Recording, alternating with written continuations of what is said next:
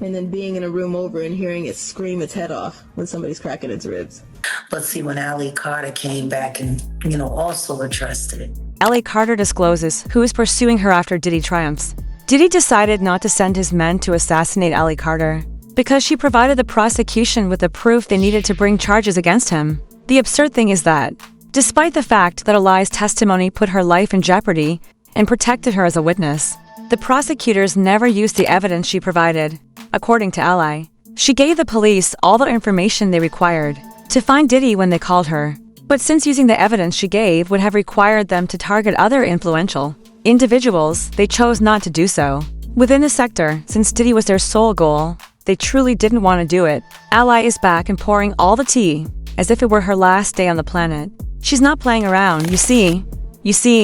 Ali was supposed to testify at the beginning of the trial. She was reportedly the third victim, but she vanished, and her name was removed from the list of witnesses when it came time for her to testify. A key witness in the Diddy trial has gone missing. This is super concerning because she is crucial for the case against one of the biggest names in music. She was actually going under a pseudonym like 3 other witnesses in the case, but she decided to waive that right and reveal her identity in her testimony.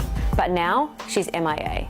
The federal prosecutors don't know where she is, her lawyers don't know where she is, and the prosecutors are using her testimony in the opening statement on May 12. That's not that far away. For now, she's known as Victim 3, and she was subpoenaed, which means that she is required to be there. This all comes as the trial is finally underway this week. The jury will be selected by the end of the day. That's not that interesting. They're all going to remain anonymous. What is interesting is the list of celebrities who were shown to potential jurors to see if they knew them. Those names included Michael B. Jordan, Mike Myers, and Kanye West, none of whom were actually implicated in the case. Nobody was aware at the time that she had been taken into custody and placed under witness protection, since armed men stormed into her home just before this and intended to kill her and her family.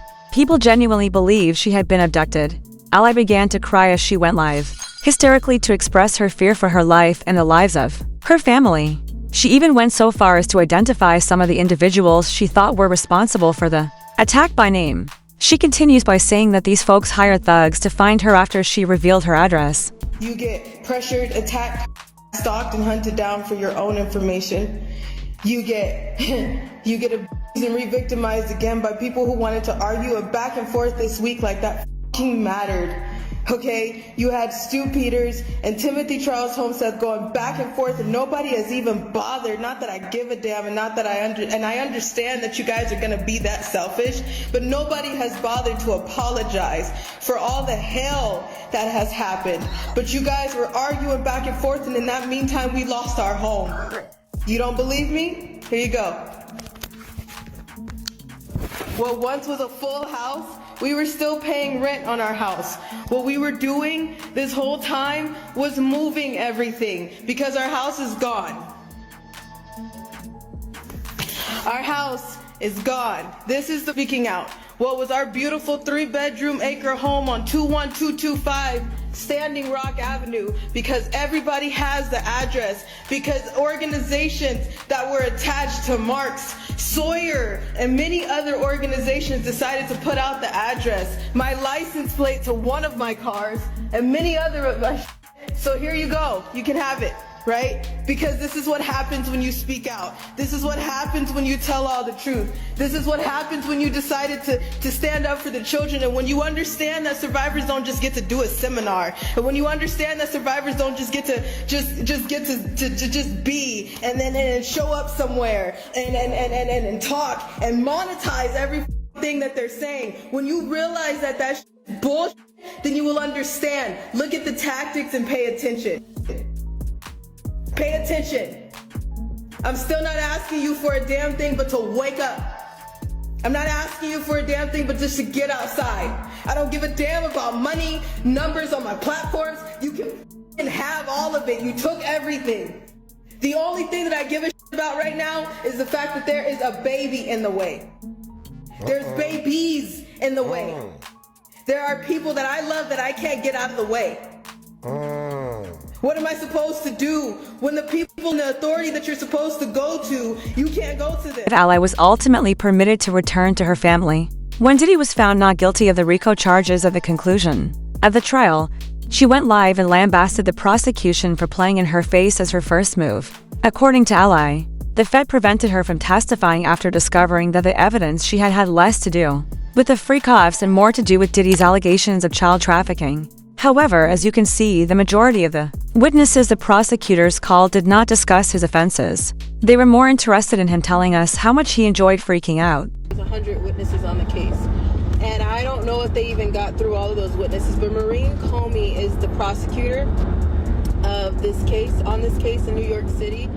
And she never asked about the children. And you know, there's so many people who wanted me to be a witness on this trial, and I want to explain jurisdiction. Since Diddy still had dependent children, Ally also criticized those who had been demanding his release. She asserted that when Diddy made this choice, he didn't give a damn that she was also someone's child when you're 15, right? Her in a say. And he had no trouble controlling Cassie at the age of 19. However, we are expected to feel awful for his children. Everybody that is ready to free Diddy and be on the side of pedophiles, they keep calling Sean Combs' children, his twin daughter and his other daughter, You with me still? Yes? Okay. They keep calling them kids. The twins and the daughter is kids. They don't need to be in the case because they're kids. Cassie Ventura was not called a child. Everybody tore that woman apart because they saw a pregnant grown woman sitting on that trial telling her story that everybody covered up as she was 19 years old. People are addressing Sean Combs' kids as kids, but they won't address Cassie as a kid when this happened to her. Do you understand what I'm saying? I was 15 years old when I had dealings with Sean Combs. She was 19. You get me? Okay? We're not talking about the other children that were on this case. Now, as you guys are seeing, I told you, the justice system is rigged. I don't know how many ways people need to say that, see it for themselves, research it, dig on it, and not understand that the justice system is rigged. And we've been saying that since the beginning. We went through court cases. We went through private investigators. This is how we have the insurance and the documents and the things and the receipts that we have, because we have been through this so many times before, where the victim is the one who gets the most hell and the predators walk. Bella claims that Diddy was exonerated of the accusations by the prosecution. She pointed out that the federal government was aware of Diddy's odd behavior and illegal activities as early as the 2000s, yet they allowed him to continue until Cassie's lawsuit forced them to take action to appease the public from the hotel. Staffed to following the horrific events, a lot of people cleaned out the rooms. The hotel management even erased CCTV video. Bodyguards were paid to blow up cars and kidnap individuals. And the DA first attempted to deny Diddy's illicit activities until the lawsuits began to come in. Many remained silent despite knowing, because they thought the money they were receiving from him wasn't. The FBI covered it up for how long? This case was back in 2000, early 2000, right? So let's talk about who's guilty here. The DOJ released a video that at first everybody said they couldn't find a video of Cassie Ventura being. They couldn't find it. It didn't exist. You saw one clip, and then you saw DOJ release another clip to the news. So the DOJ had that clip to begin with. So the people who are telling you that they don't have the Epstein file, they're full of shit. What other way do you want me to explain that? They're lying to you. The ones that are telling you, Pam Bondi, that she only had a little bit, it is bullshit. I bullshit. Because they told you the same thing, and now you're seeing it with the Sean Combs case. They told you they just had a little bit of a video, and then it got released. That's on the DOJ. They lied to you. They told you that nothing happened, that this man, Sean Combs, was just this rap mogul that everybody loved. No, he couldn't have hurt nobody. He couldn't have did anything, and then all this stuff came out. Well, he did that, but yeah, he couldn't have did anything else, and then something else came out. Okay, well, maybe he did that too. But he couldn't have did anything else, and then something else comes out. How many people did you hear say, I left the party early? I knew about the abuse. I knew about children being there. I knew about him beating the hell out of females. I knew about the parties going on with multiple people, so it wasn't just Sean Combs. I knew about all of that, but I left early. So guilty. How many people did you hear say about Cassie Ventura that I knew that she was being abused? I knew that she was wrong. I knew what he was doing, but I'm just now speaking about it. Guilty. Coward. How many maids did it take to clean up a penthouse suite know that there was blood and glass everywhere, but they kept their mouth shut because they got paid? Guilty. So we're not talking, let's go back down to the bottom. The hotel manager that you guys never seen his face at first of this hotel, he heard the beat, he heard the screaming, he knew what was going on, he knew that Sean Combs was in there, he knew that he had other girls with him, he knew what was going on, he had the footage, he talked to the security. That hotel manager is who took that footage from the security and said, okay, hand me some money or help me be quiet and I'm gonna shut the hell up. You did not hear anything from that hotel manager until now. But they told you, that hotel manager, if you would have went back then, they would have told you, no, we don't know anything. Cover up. Guilty. The security that were on shift that night, that knew about this footage, that knew he dragged her down the hallway, that knew he kicked her in the back and all over the place. The hotel security that knew about that, they looked away, they got paid off. Guilty.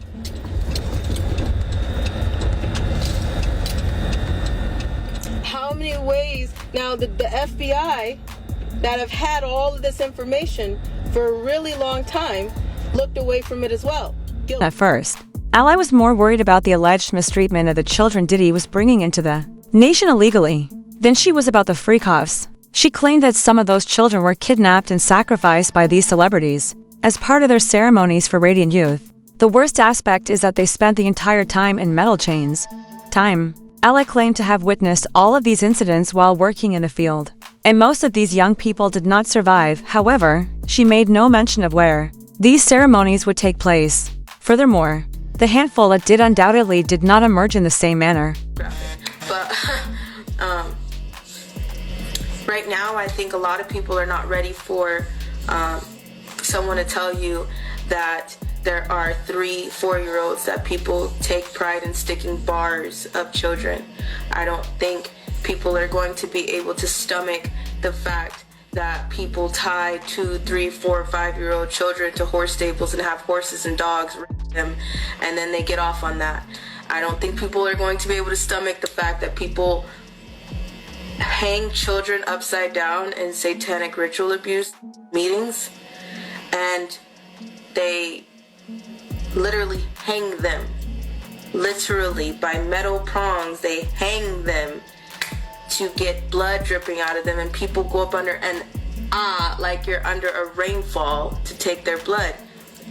There are situations that I don't think people are ready for. We're not touching the seriousness of trafficking. Like the videos that I've made, the videos that I've started to make, this is not even touching. This is the gist of it, and I think so many people are quick to raise a sign and say adrenochrome, but you don't know what it means, and you don't know why it's such a thing, why it's such a strong thing in trafficking, and how what makes it so strong. What, you know that they're drinking children's blood, but you don't know what they're doing to those children to make their blood strong enough to cause something to flip your system in order to keep you in the fountain of youth. No one believes that because it sounds like an unreal horror Disney movie that someone wrote. You know what I'm saying? It kind of is. These disadvantaged children endured lifelong trauma as a result of being forced to attend those events without the presence of their parents or other responsible adults. Even more bizarre is Ally's claim that some of Diddy's buddies choose a certain group of male children because they prefer douche babies. You purposefully offer them food during the freak-offs that will cause stomach distress and horrific diarrhea. They would force these men to lie in their own excrement and document it, as if that weren't awful enough. Watching an episode called Pig Night. When I went, they tried to feed us, and I remember it because when Pig you night. have to do Say what? orders, jobs like that, you don't eat. You're not allowed to eat. You actually have to starve yourself, because when you have to do those type of jobs, you can't eat because you will throw up. Really? If you're doing or if you are a guy doing it, you will shit everywhere.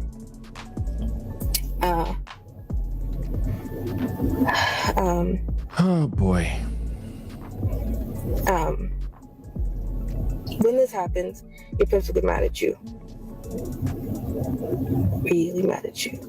And if that is a fetish for someone, they use that to their advantage. So if you throw up on someone, you will have to eat it. If you on someone, you'll have to lay. She is being hunted like an animal.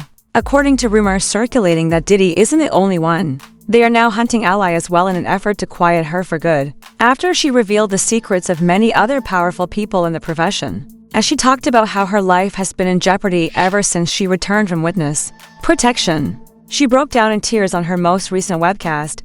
As usual, everyone had their own thoughts. Like this person who said, "They all need to go to prison. At the center is always the money. Terrible. Stop following these people. It's so clear that something is wrong in this case, but so many people don't want to know what's happening." A different person said, "They only wish to be satisfied with their ignorance. But now I want to know what you think." What are your thoughts on Diddy's pursuit of Ally Carter? Do you think Ally will make it through all of this? Kindly leave your thoughts in the comment section below. Don't forget to click here to view this other explicit video.